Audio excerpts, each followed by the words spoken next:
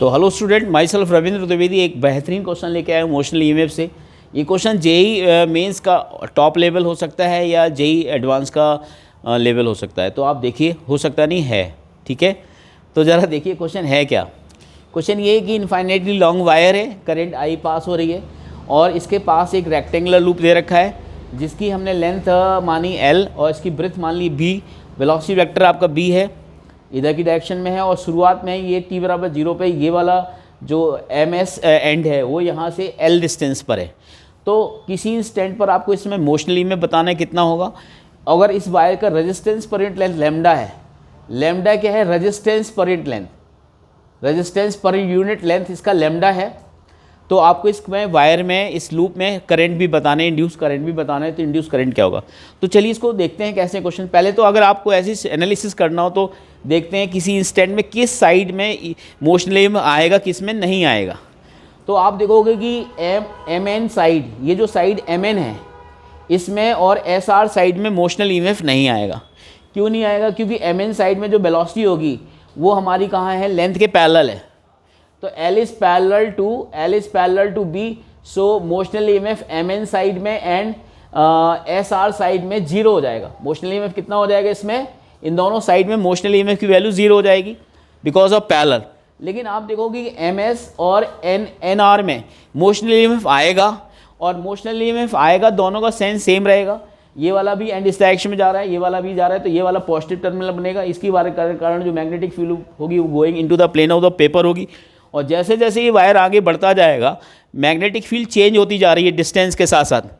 सो इसमें क्या हो रहा है, इसलिए फ्लक्स चेंज होगा और फ्लक्स चेंज होगा तो मोशनल ईएमएफ होगा। बच्चे थोड़ी देर के लिए सोच रहे होंगे कि यहाँ से फ्लक्स तो चेंज हो ही नहीं रहा है कि तो एरिया से मैग्नेटिक फील्ड लाइंस पास हो रही हैं। लेकिन मैग्नेटिक फील्ड लाइंस पास तो हो रही हैं लेकिन वो कांस्टेंट मैग्नेटिक फील्ड लाइंस नहीं है।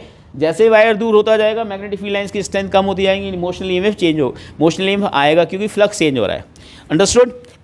तो इसको करने के लिए हमने इसका एक तरीका निकाला है, बहुत बेहतरीन सा तरीका निकाला है विदाउट इंटीग्रेशन। तो इसको कैसे करेंगे ज़रा मान लेते हैं किसी इंस्टेंट x पर ये वाला जो वायर है वो यहाँ से इस करंट कैरिंग वायर से x डिस्टेंस पर है। ये वाला जो वायर है रेक्टेंगुलर वायर जो है वो यहाँ से, ये लेंथ L है, ये ब्रेथ B है, ये x डिस्टेंस पर यहाँ पर है। तो इस वाले साइड MS साइड में और NR साइड में मोशनल ईएमएफ होगा। ये वाला जो होगा इसका ये एंड पॉजिटिव होगा, ये ऑलरेडी हम लोग डायरेक्शन देख चुके हैं पहले। ये प्लस होगा, ये माइनस, ऐसे ये वाला भी टर्मिनल क्या होगा, ये प्लस होगा और ये माइनस होगा कि सेम है, दोनों का मोशन का डायरेक्शन सेम है। बट इसमें जो होगी इस रीजन में जो मैग्नेटिक फील्ड होगी इस इंस्टेंट पर वो होगी हमारी B1 बैक, और इसी इंस्टेंट पर यहाँ पे मैग्नेटिक फील्ड बीट होगी क्योंकि डिस्टेंस अलग अलग है। इस वायर की लेंथ यहाँ से x पर है तो ये वाली लेंथ कितनी होगी, डिस्टेंस कितनी होगी, x प्लस L पर होगी। तो यहाँ पे इसलिए मैग्नेटिक फील्ड अलग अलग होने वाली है। तो नेट अगर हम जो ईएमएफ लिखना चाहें तो नेट मोशनल ईएमएफ की जो वैल्यू हो जाएगी इस वाले एंड की हो जाएगी BBL। तो B1 into B into distance, length क्या है इसकी L, लेंथ क्या है इसकी B। और ये इस सेंस में देखोगे तो ये हायर वोल्टेज होगा तो इसकी वोल्टेज ईएमएफ ज़्यादा होगी, माइनस इसका कितना होगा B2 इंटू B। यहाँ मैग्नेटिक फील्ड चेंज हो रही है बच्चे, इसलिए मोशनल ईएमएफ मैंने डायरेक्ट, क्योंकि इन दोनों साइड में ही मोशनल ईएमएफ होगा, इन दोनों साइड में मोशनल ईएमएफ नहीं होगा, वो ऑलरेडी हम एक्सप्लेन कर चुके हैं। तो हम यहाँ पे डायरेक्ट ये लगा सकते हैं। अब इसमें देखिए B1 की वैल्यू क्या है, इसमें कॉमन आ जाएगा BB, जो B1 की वैल्यू हो जाएगी म्यू नॉट I अपॉन 2 पाई, और ये वाला वायर जो है वो यहाँ से कितने डिस्टेंस पे x पर है तो x हो जाएगा, और ये हो जाएगा माइनस के mu naught I upon 2 pi x plus L, क्योंकि x तो यही है और L ये हो गया तो ये हो जाएगा इस वाले वायर की मैग्नेटिक फील्ड।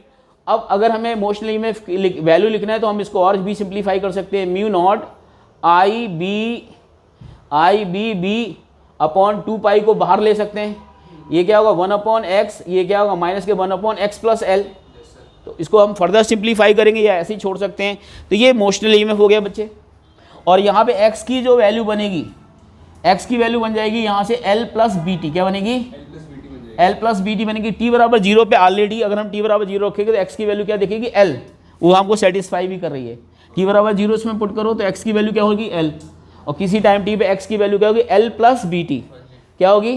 तो अगर चूंकि हमें वेलोसिटी दे रखी है इसलिए अगर हम उसमें रखें तो x को हम रिप्लेस कर सकते हैं L प्लस बी टी से, तो हमारे पास ये मोशनल ईएमएफ की एक्सप्रेशन डायरेक्ट आ गई बगैर इंटीग्रेशन के। तो ये सबसे बेहतरीन तरीका है इस सिचुएशन में। अगर करंट निकालना चाहते तो मोशनल ईएमएफ आ चुका हमारे पास, तो करंट निकालना है तो net resistance of the coil कितना हो जाएगा, क्योंकि रेजिस्टेंस पर लेमडा दिया है, तो लेमडा इंटू टोटल लेंथ क्या आएगी, ट्वाइस ए प्लस ट्वाइस बी। तो टोटल करंट जो आएगी इसमें, इंड्यूस करंट जो आएगी, इंड्यूस करंट की value induce EMF divide by resistance.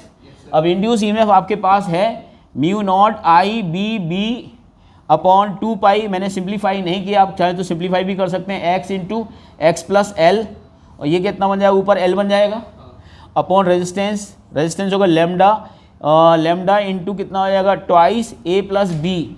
इसको फर्दर सिंप्लीफाई कर लेंगे, mu not I B B L upon 2 pi. X को हम लिख सकते हैं, एक्स को एल प्लस बी टी लिख सकते हैं, बोलो ये होगा X plus L plus twice L plus B T हो जाएगा ये, और ये आपका लेमडा इधर ही आ जाएगा, लेमडा इंटू 2, ये हो जाएगा आपका लेमडा इंटू 2 ए प्लस बी। ये आपका इंड्यूस करंट आएगी इस सर्किट में। तो इस कॉइल में इंड्यूस करंट की एक्सप्रेशन ये होगी, और इंड्यूस ईएमएफ आपको ऑलरेडी मैं एक्सप्लेन कर चुका हूँ। तो ये था एक क्वेश्चन था, ये बेहतरीन क्वेश्चन है, ये आपको एडवांटेज पहुँचा सकता है जेई मेंस के लिए and as well as advance के लिए। तो मैं था रविंद्र द्विवेदी, थैंक यू।